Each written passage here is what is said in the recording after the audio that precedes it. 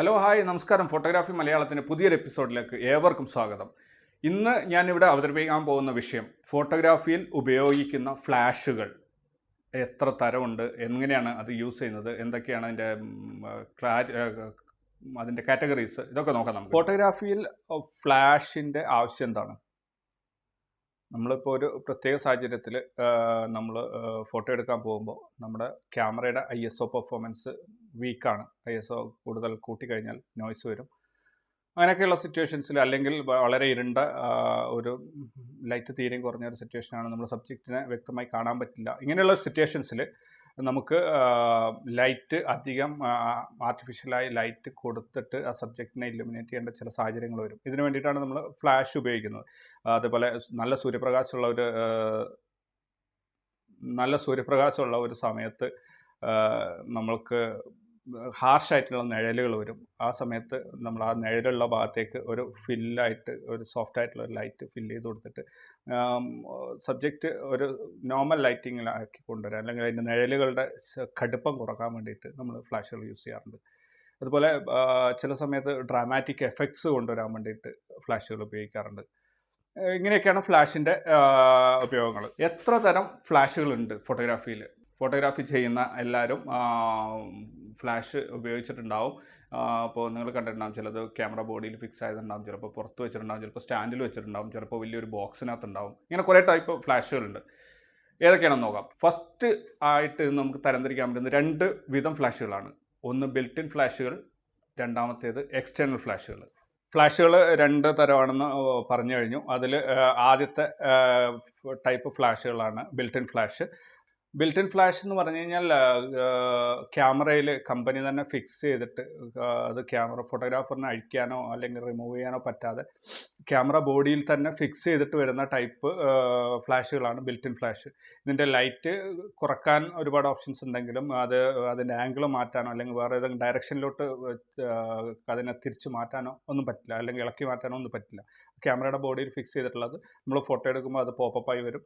Photo എടുത്തു കഴിഞ്ഞാൽ നമുക്കത് ക്ലോസ് ചെയ്യുകയും ചെയ്യാം. അങ്ങനെയുള്ള ഒരു അധികം കൺട്രോൾ ചെയ്യാൻ പറ്റാത്ത ഒരു ടൈപ്പ് ഫ്ലാഷുകളാണിത്. അതുകൊണ്ട് തന്നെ പ്രൊഫഷണലായിട്ട് വർക്ക് ചെയ്യുന്നവർ അല്ലെങ്കിൽ എക്സ്പേർട്സ് അധികം ബിൽറ്റ് ഇൻ ഫ്ലാഷുകൾ ഉപയോഗിക്കാറില്ല. ബിൽറ്റ് ഇൻ ഫ്ലാഷ് വളരെ ക്രിയേറ്റീവായിട്ട് ഉപയോഗിക്കാൻ ഒരുപാട് ഓപ്ഷൻസ് ഉണ്ട്. അതിനെക്കുറിച്ചൊരു വീഡിയോ ഞങ്ങൾ പിന്നീട് ചെയ്യുന്നുണ്ട്. അപ്പോൾ നോർമലി ഹൈ എൻഡ് ക്യാമറാസിൽ ബിൽറ്റ് ഇൻ ഫ്ലാഷുകൾ വരാറില്ല, കാരണം അതിൻ്റെ ISO പെർഫോമൻസ് നല്ല സൂപ്പറായിരിക്കും. അപ്പോൾ ഏത് ലോ ലൈറ്റിലും അതിൽ ഫോട്ടോ എടുക്കാൻ പറ്റുമെന്നുള്ള ഒരു ഇതുകൊണ്ടായിരിക്കാം ചിലപ്പോൾ അതിനകത്ത് ബിൽറ്റ് ഇൻ ഫ്ലാഷ് വരാത്തത്. ഇനി രണ്ടാമത്തെ ടൈപ്പ് ഫ്ലാഷുകളാണ് എക്സ്റ്റേണൽ ഫ്ലാഷുകൾ. എന്താണ് എക്സ്റ്റേണൽ ഫ്ലാഷുകൾ? ക്യാമറ ബോഡിയിൽ നമ്മൾ, അതായത് ഫോട്ടോഗ്രാഫർ അറ്റാച്ച് ചെയ്യുന്ന ഫ്ലാഷുകളെയാണ് നമ്മൾ എക്സ്റ്റേണൽ ഫ്ലാഷുകൾ എന്ന് പറയുന്നത്. അത് ക്യാമറയിൽ ഫിക്സ് ചെയ്തിട്ടുണ്ടാകുന്നതല്ല, നമ്മളായിട്ട് എക്സ്ട്രാ കൊണ്ടുവന്ന് ഫിറ്റ് ചെയ്യുന്നതാണ്. അത് പല വിധത്തിൽ ഫിറ്റ് ചെയ്യാം. ഒന്നുകിൽ നമുക്ക് ക്യാമറയിൽ ഫിക്സ് ചെയ്യാം, അല്ലെങ്കിൽ ക്യാമറയുടെ പുറത്ത് എവിടെയെങ്കിലും ഫിക്സ് ചെയ്തിട്ട് ക്യാമറയായിട്ട് കണക്ട് ചെയ്യാം. കൂടുതൽ ഫോട്ടോഗ്രാഫേഴ്സും യൂസ് ചെയ്യുക എക്സ്റ്റേണൽ ഫ്ലാഷുകളാണ്. കാരണം എക്സ്റ്റേണൽ ഫ്ലാഷിന് ഒരുപാട് കൺട്രോൾസ് കിട്ടും. അദ്ദേഹത്തിന് അതിൻ്റെ ലൈറ്റിൻ്റെ ഡയറക്ഷൻ മാറ്റാൻ പറ്റും, പവർ മാറ്റാൻ പറ്റും, അതുപോലെ ഒരുപാട് കൺട്രോൾസ് അതിനകത്ത് ചെയ്യാൻ പറ്റും. വേണമെങ്കിൽ ലൊക്കേഷൻ മാറ്റാൻ പറ്റും, അതായത് ക്യാമറയുടെ മൗണ്ടിനകത്തു നിന്ന് മാറ്റിയിട്ട് വേറൊരു സ്റ്റാൻഡിൽ ഫിക്സ് ചെയ്തിട്ട് അത് കണക്ട് ചെയ്യാൻ പറ്റും. അപ്പോൾ എക്സ്റ്റേണൽ ഫ്ലാഷുകളെ കുറിച്ചാണ് ശരിക്കും ഒരു ഫോട്ടോഗ്രാഫർ മനസ്സിലാക്കിയിരിക്കേണ്ടത്. കാരണം ബിൽറ്റ് ഇൻ ഫ്ലാഷിൽ അധികം ഒന്നും ചെയ്യാനില്ല. പോപ്പ് ചെയ്യുക, ഫോട്ടോ എടുക്കുക, ഓഫ് ചെയ്യുക എന്നുള്ളതേ ചെയ്യാനുള്ളൂ. പക്ഷേ എക്സ്റ്റേണൽ ഫ്ലാഷുകളിൽ ഒരുപാട് ക്രിയേറ്റീവായിട്ട് വർക്ക് ചെയ്യാൻ പറ്റുന്നതാണ്. അപ്പം നമുക്ക് എക്സ്റ്റേണൽ ഫ്ലാഷുകൾ ഏതൊക്കെയാണെന്ന് നോക്കാം. എക്സ്റ്റേണൽ ഫ്ലാഷിൽ തന്നെ വീണ്ടും അത് 2 കാറ്റഗറിയായി തിരിയുന്നുണ്ട്. ഒന്ന് മാനുവൽ ഫ്ലാഷുകൾ, രണ്ടാമത്തേത് TTL ഫ്ലാഷുകൾ അല്ലെങ്കിൽ ഓട്ടോമാറ്റിക് ഫ്ലാഷുകൾ. ആദ്യമായിട്ട് മാനുവൽ ഫ്ലാഷ് എന്താണെന്ന് നോക്കാം. മാനുവൽ ഫ്ലാഷ് എന്ന് പറഞ്ഞു കഴിഞ്ഞാൽ ഫ്ലാഷിൻ്റെ എല്ലാ കൺട്രോൾസും, ലൈറ്റ് ഇൻറ്റൻസിറ്റി, അതിൻ്റെ മറ്റുള്ള കാര്യങ്ങളെല്ലാം കൺട്രോൾ ചെയ്യേണ്ടത് ഫോട്ടോഗ്രാഫർ തന്നെയാണ്, ക്യാമറയായിട്ട് ചെയ്യില്ല. മാനുവൽ ഫ്ലാഷ് എന്ന് പറഞ്ഞു കഴിഞ്ഞാൽ അതായത് അത് ക്യാമറ ട്രിഗർ ചെയ്യുന്ന സമയത്ത് ക്യാമറയിൽ നിന്ന് അതിൻ്റെ ട്രിഗറിങ്ങിൻ്റെ ഒരു സിഗ്നൽ മാത്രമേ ആ ഫ്ലാഷിലോട്ട് പോവുള്ളൂ. ആ സിഗ്നൽ വന്ന ഉടനെ ആ ഫ്ലാഷ് ഫയർ ചെയ്യും, അല്ലെങ്കിൽ അത് വെളിച്ചം നൽകും. അതിൻ്റെ അപ്പുറത്തോട്ട് ക്യാമറയായിട്ട് അതിന് യാതൊരു ബന്ധവുമില്ല. അതുപോലെ ഈ മാനുവൽ ഫ്ലാഷുകൾക്ക് പ്രത്യേകിച്ച് ബ്രാൻഡിൻ്റെ ഒരു പ്രശ്നവും ഉണ്ടാവാറില്ല. കാരണം ക്യാനണിന് വേണ്ടി വാങ്ങിച്ച ഫ്ലാഷ് മാനുവൽ ഫ്ലാഷ് ആണെങ്കിൽ നിക്കോണിൽ ഇട്ട് കഴിഞ്ഞാലും വർക്ക് ചെയ്യാറുണ്ട്. കാരണം ഇത്തരം ഫ്ലാഷുകൾ തിരിച്ചറിയാനുള്ള പ്രധാന മെത്തേഡ് എന്ന് പറഞ്ഞാൽ അതിൻ്റെ താഴെ, അതായത് അതിൻ്റെ കോൺടാക്ട്സ് വരുന്ന ഏരിയ ഉണ്ടല്ലോ, നമ്മൾ ക്യാമറയിലേക്ക് ടച്ച് ആവുന്ന ആ ഭാഗം, അവിടെ നോക്കിക്കഴിഞ്ഞാൽ അതിനകത്ത് മാനുവൽ ഫ്ലാഷ് ആണെങ്കിൽ അതിനകത്ത് ഒരു പിന്ന് മാത്രമേ ഉണ്ടാവുള്ളൂ. ആ ഒരു പിന്ന് വെച്ചാണ് ഇതിൻ്റെ, അതായത് അതിനകത്ത് സിമ്പിൾ പരിപാടി ഇത്രയേ ഉള്ളൂ. ക്യാമറ ട്രിഗർ ചെയ്യുന്ന ആ ഒരു പൾസ് അല്ലെങ്കിൽ ആ ഒരു സിഗ്നൽ മാത്രം ക്യാമറ ഈ ഫ്ലാഷിലോട്ട് കൊടുക്കും. ആ സിഗ്നൽ കിട്ടിക്കഴിഞ്ഞാൽ ഫ്ലാഷ് ഫയർ ആവും. അതിൻ്റെ അപ്പുറത്ത് ക്യാമറയായിട്ട് ഒരു ബന്ധമില്ല. മാനുവൽ ഫ്ലാഷിന് അതിൻ്റെ ലൈറ്റ് ഇൻറ്റൻസിറ്റി കുറയ്ക്കണമെങ്കിൽ ഫോട്ടോഗ്രാഫർ അതിൻ്റെ മെനു ബട്ടൺ പ്രസ് ചെയ്തിട്ട് അതിനകത്ത് മാനുവലായിട്ട് തന്നെ കൺട്രോൾ ചെയ്യണം. ഓരോ സിറ്റുവേഷനിൽ വരുമ്പോഴും, ഇപ്പോൾ ലൈറ്റ് ഉള്ള ഒരു സിറ്റുവേഷനിൽ വന്ന് പെട്ടെന്ന് ഫ്ലാഷ് ലൈറ്റ് കുറക്കണം എന്നുണ്ടെങ്കിൽ അത് മാനുവലായിട്ട് ഫ്ലാഷിൻ്റെ മെനു ബട്ടൺ പ്രസ് ചെയ്തിട്ട് അതിനകത്ത് ലൈറ്റ് ഇൻറ്റൻസിറ്റി കുറക്കണം. അതേപോലെ ഇരുട്ടായിട്ടുള്ള ഒരു സ്ഥലത്ത് പോകുമ്പോൾ അതിനകത്ത് വീണ്ടും മാനുവലായിട്ട് അതിൻ്റെ ലൈറ്റ് ഇൻറ്റൻസിറ്റി കൂട്ടണം. അത് ഓട്ടോമാറ്റിക് കൂടുകയോ കുറയൊന്നുമില്ല. ഇങ്ങനെ ഈ ഒരു പ്രശ്നമാണ് ഈ മാനുവൽ ഫ്ലാഷിനുള്ളത്. പക്ഷേ വെൽ പ്ലാൻഡ് ആയിട്ടുള്ള ഒരു സിറ്റുവേഷൻ, ഒരു 5 ഫോട്ടോയെ എടുക്കാനുള്ളൂ, ഒരു മോഡലിൽ നിന്നിട്ട് എടുക്കുന്ന ഒരു ഫോട്ടോ, അല്ലെങ്കിൽ ഒരു പ്രൊഡക്റ്റ് ഫോട്ടോഗ്രാഫി, അല്ലെങ്കിൽ അങ്ങനെയുള്ള സംഭവങ്ങളിലൊക്കെ ഈ മാനുവൽ ഫ്ലാഷ് നല്ലപോലെ യൂസ് ചെയ്യാം. കാരണം അതിനകത്ത് വെളിച്ചത്തിൻ്റെ ഏറ്റക്കുറച്ചിൽ ഒരിക്കലും വരുന്നില്ല. പക്ഷേ ഒരു ഈവൻറ്റ് ഷൂട്ട് ചെയ്യുന്ന ഒരാൾക്ക് തീർച്ചയായിട്ടും അതൊരു ഭയങ്കര ബുദ്ധിമുട്ടാണ്. കാരണം ഒരു ലൊക്കേഷനിൽ ലൈറ്റ് കുറവായിരിക്കും, വേറൊരു സ്ഥലത്ത് ലൈറ്റ് കൂടുതലായിരിക്കും. അപ്പോൾ അതിനനുസരിച്ച് നമ്മൾ ഈ ഫ്ലാഷിൻ്റെ സെറ്റിങ്സ് മാറ്റിയില്ലെങ്കിൽ നല്ലപോലെ ലൈറ്റുള്ള ഒരു ഭാഗത്തെത്തുമ്പം ചിത്രങ്ങൾ ഓവർ എക്സ്പോസ് ആവും. അതേപോലെ ലൈറ്റ് കുറഞ്ഞ ഭാഗത്തോട്ട് പോകുമ്പോൾ അണ്ടർ എക്സ്പോസ് ആവും അപ്പോൾ അത് വലിയ ബുദ്ധിമുട്ടാണ് ഫോട്ടോഗ്രാഫറിന്. ഈ ഒരു അപ്പോൾ നോർമലി ഒരു ക്വസ്റ്റ്യൻ വരും, അത് ക്യാമറ തന്നെ കൺട്രോൾ ചെയ്യുന്ന ഫ്ലാഷുകൾ ഉണ്ടോ എന്നുള്ളത്. ഈ ഒരു പ്രശ്നം പരിഹരിക്കാൻ വേണ്ടിയിട്ട് ഉള്ള ഒരു ടൈപ്പ് ഫ്ലാഷുകളാണ്, അതായത് നമ്മുടെ എക്സ്റ്റേണൽ ഫ്ലാഷിൻ്റെ രണ്ടാമത്തെ കാറ്റഗറിയായ ഓട്ടോമാറ്റിക് ഫ്ലാഷുകൾ, അല്ലെങ്കിൽ അതിനെ ടെക്നിക്കൽ നമ്മൾ ഫോട്ടോഗ്രാഫിയിൽ പറയുക TTL ഫ്ലാഷ് എന്നാണ്. TTL എന്ന് പറഞ്ഞാൽ ത്രൂ ദ ലെൻസ് എന്നുള്ള ഒരു കൺസെപ്റ്റ്.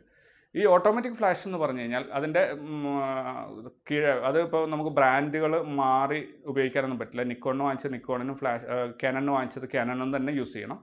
അതുപോലെ അതിൻ്റെ താഴെ ഭാഗത്ത് ഫ്ലാഷ് ഹോട്ട് ഷൂവിൽ മൗണ്ട് ചെയ്യുന്ന ഹോട്ട് ഷൂ എന്താണെന്നറിയോ?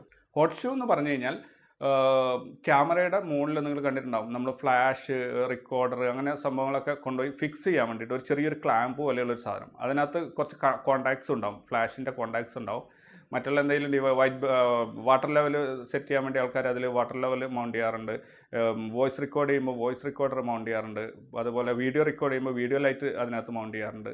ഫോട്ടോ എടുക്കുമ്പോൾ ഫ്ലാഷ് മൗണ്ട് ചെയ്യാറുണ്ട്. ഫ്ലാഷിന് മാത്രമേ അതിനകത്ത് അതിനെ കോൺടാക്ട്സ് കൊണ്ട് ഉപയോഗമുള്ളത് എക്സ്റ്റേണൽ ഫ്ലാഷുകൾ മാത്രമാണ്. പക്ഷേ അത് ഇങ്ങനെ ഒരു മൾട്ടിപർപ്പസ് എന്ത് സാധനം അവിടെ ഹോൾഡ് ചെയ്ത് വെക്കാൻ വേണ്ടിയിട്ടുള്ള ഒരു സംഭവമാണത്.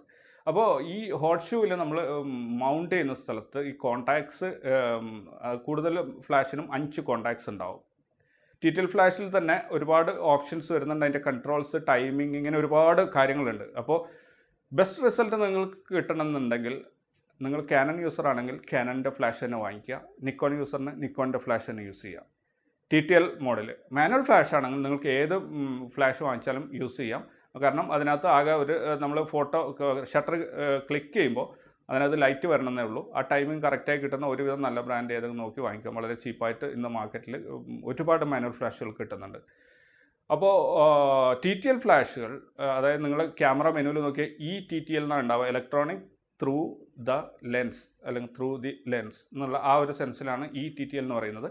അതായത് TTLൻ്റെ ജോലി എന്താണെന്ന് പറഞ്ഞു കഴിഞ്ഞാൽ TTL ഫ്ലാഷ് നിങ്ങൾ മൗണ്ട് ചെയ്ത് കഴിഞ്ഞാൽ, നിങ്ങൾ ക്യാമറയിൽ മൗണ്ട് ചെയ്ത് കഴിഞ്ഞാൽ ആ ക്യാമറയും നമ്മുടെ ഫ്ലാഷിൻ്റെ സെൻസർ, ഫ്ലാഷും ക്യാമറയും തമ്മിൽ ഒരു കണക്ഷൻ ഉണ്ടാവും, ഒരു കമ്മ്യൂണിക്കേഷൻ ഉണ്ടാവും അവിടെ. അപ്പോൾ നമ്മളിപ്പോൾ ഓട്ടോമാറ്റിക് മോഡിൽ ഫോട്ടോ എടുക്കുമ്പോൾ ക്യാമറയുടെ സെറ്റിങ്സ് ഒക്കെ ക്യാമറ തന്നെയാണ് തീരുമാനിക്കുന്നത്. നമ്മളൊന്നും തീരുമാനിക്കേണ്ടതില്ല. എല്ലാം ക്യാമറയാണ്. ഷട്ടർ സ്പീഡ്, ISO, പിന്നെ അപ്പർച്ചർ കാര്യങ്ങളെല്ലാം ക്യാമറ തീരുമാനിക്കുന്നത് പോലെ TTL ലെൻസ് ഫ്ലാഷുകൾ ഉപയോഗിച്ചിട്ട് നിങ്ങൾ ഫോട്ടോ എടുക്കുമ്പോൾ ക്യാമറയിൽ നിന്ന് മീറ്ററിങ്ങിൻ്റെ ഫുൾ റിപ്പോർട്ട് അനുസരിച്ച് മീറ്ററിങ്ങിൽ എത്രത്തോളം അണ്ടർ എക്സ്പോസ്ഡ് ആണോ ഓവർ എക്സ്പോസ്ഡ് ആണോ ഈ സംഭവങ്ങളൊക്കെ കിട്ടിക്കഴിഞ്ഞാൽ ക്യാമറ ഫ്ലാഷിന് ഇൻസ്ട്രക്ഷൻ കൊടുക്കും, ഇത്ര ഇൻറ്റൻസിറ്റി ഉള്ള ലൈറ്റ് ഇവിടെ വേണം ഇത് ഫില്ലാവാൻ എന്നുള്ളത്. അപ്പോൾ അതിനനുസരിച്ച് ഫ്ലാഷിൻ്റെ സെറ്റിങ്സ് ഓട്ടോമാറ്റിക്കായി മാറും. ഇപ്പോൾ നമ്മൾ ഫോട്ടോ എടുക്കുമ്പോൾ ഒരു സിറ്റുവേഷനിൽ നല്ല ലൈറ്റുള്ളടുത്ത് പോയി ഒരു ഫോട്ടോ എടുക്കുമ്പോൾ നമുക്ക് ഫ്ലാഷിൻ്റെ സെറ്റിങ്സ് മാറ്റേണ്ടതില്ല. കാരണം ക്യാമറയുടെ മീറ്ററിങ്ങിനനുസരിച്ച് ഫ്ലാഷ് ഓട്ടോമാറ്റിക്കായി സെറ്റായിക്കൊണ്ടിരിക്കും. ഓരോ ഇരുണ്ട സ്ഥലത്തെത്തുമ്പോൾ ലൈറ്റ് കൂടുതലും, അതുപോലെ വെളിച്ചമുള്ള സ്ഥലത്തെത്തുമ്പോൾ ലൈറ്റ് കുറവും, അതിനനുസരിച്ച് അത് ഓട്ടോമാറ്റിക്കായി മാറിക്കൊണ്ടിരിക്കും. ഇതാണ് ETTL അല്ലെങ്കിൽ ഓട്ടോമാറ്റിക് ഫ്ലാഷിൻ്റെ ഒരു പ്രത്യേകത. ഇനി എക്സ്റ്റേണൽ ഫ്ലാഷിൽ വരുന്ന മറ്റൊരു കാറ്റഗറിയാണ്. ഇപ്പോൾ എക്സ്റ്റേണൽ ഫ്ലാഷിൽ ഞാൻ 2 കാറ്റഗറീസ് പറഞ്ഞു. ഒന്ന് മാനുവൽ, ഒന്ന് ഓട്ടോമാറ്റിക്. അത് അതിൻ്റെ 2 വിഭാഗങ്ങളാണ്. ഇനി ഇതിൽ തന്നെ എക്സ്റ്റേണൽ ഫ്ലാഷിൽ 2 ടൈപ്പുകളുണ്ട്. 2 ടൈപ്പ് എന്ന് പറഞ്ഞാൽ അതിൻ്റെ ഉപയോഗത്തിന് അല്ലെങ്കിൽ അതിൻ്റെ സൈസൊക്കെ അനുസരിച്ച് 2 വിഭാഗമായിട്ട് വീണ്ടും തിരിക്കുന്നുണ്ട്. ഇതിൽ തന്നെ ഈ 2 വിഭാഗത്തിലും മാനുവലും ഉണ്ടാവും, TTL ഉണ്ടാവും. അതുകൊണ്ട് അത് നിങ്ങൾ പ്രത്യേകം മനസ്സിലാക്കിയിരിക്കുക. ഈ എക്സ്റ്റേണൽ ഫ്ലാഷിൽ ഒന്ന് സ്പീഡ് ലൈറ്റ് എന്ന് പറഞ്ഞിട്ടുള്ള സാധാ ചെറിയ ഫ്ലാഷ് അല്ലെങ്കിൽ പോർട്ടബിൾ ഫ്ലാഷ് എന്ന് പറഞ്ഞാൽ എല്ലാമല്ല, എന്നാലും ഒരു ചെറിയ നമുക്ക് കയ്യിൽ അല്ലെങ്കിൽ നമ്മുടെ ബാഗിൽ കൊണ്ടു നടക്കാൻ പറ്റുന്ന ചെറിയ തരം ബാറ്ററിയൊക്കെ ഉപയോഗിച്ചിട്ട് യൂസ് ചെയ്യുന്ന ചെറിയ തരം ഫ്ലാഷുകളെ നമ്മൾ സ്പീഡ് ലൈറ്റ് എന്ന് പറയും. ഇതിൽ സ്പീഡ് ലൈറ്റിന് പ്രത്യേകത എന്താ പറഞ്ഞാൽ, സ്പീഡ് ലൈറ്റിന് ഒരു പരിമിതിയുണ്ട്. കാരണം അതിൻ്റെ വരുന്ന ലൈറ്റിൻ്റെ ഒരു സോഴ്സ് പവർ, അതിന് ലിമിറ്റഡ് പവറേ ഉണ്ടാവുള്ളൂ. നമ്മൾ ഒരു വലിയൊരു എൻറ്റയർ ഹാളൊക്കെ നമുക്ക് ലൈറ്റപ്പ് ചെയ്യാനൊന്നും പറ്റില്ല. അപ്പോൾ നമ്മൾ ഒന്നിലധികം ഫ്ലാഷുകൾ വെക്കേണ്ടി വരും. പിന്നെ രണ്ടാമത്തെ പറഞ്ഞാൽ ഇത് ഒരു ചെറിയൊരു സ്പോട്ടിൽ നിന്നാണ് ഈ ലൈറ്റ് വരുന്നത്. അപ്പോൾ നമ്മുടെ ഫോട്ടോയിൽ എവിടെയെങ്കിലും ഫ്രെയിമിൽ ഏതെങ്കിലും ഒരു ഫ്ലാഷ് വന്നിട്ടുണ്ടെങ്കിൽ അവിടെ ഒരു ബേൺ ആയി പോകുന്ന ഒരു സിറ്റുവേഷൻ വരും. ഇങ്ങനെ കുറച്ച് പരിമിതികളുണ്ട്. പക്ഷേ എവിടെയും കൊണ്ട് നിങ്ങളിപ്പം ഒരു ടൂർ പോവാണ് അല്ലെങ്കിൽ ഒരു ഔട്ട്ഡോർ ഷൂട്ടിന് പോവുകയാണെങ്കിൽ നിങ്ങൾക്ക് ഇലക്ട്രിസിറ്റി ഒന്നും ലഭ്യമല്ല, ഒരു ഫോറസ്റ്റിലൊക്കെ ആണെങ്കിൽ നിങ്ങൾക്ക് ഫ്ലാഷുകൾ നന്നായിട്ട് യൂസ് ചെയ്യാം. കാരണം ബാറ്ററി പവേർഡാണ്, അധികം കൊണ്ടു നടക്കാൻ ബുദ്ധിമുട്ടില്ല. ഏതെങ്കിലും ഒരു ലൈറ്റ് സ്റ്റാൻഡിൽ വെച്ചിട്ട് നിങ്ങൾ ക്യാമറയിൽ കണക്ട് ചെയ്ത് കഴിഞ്ഞാൽ നിങ്ങൾക്കത് യൂസ് ചെയ്യാം.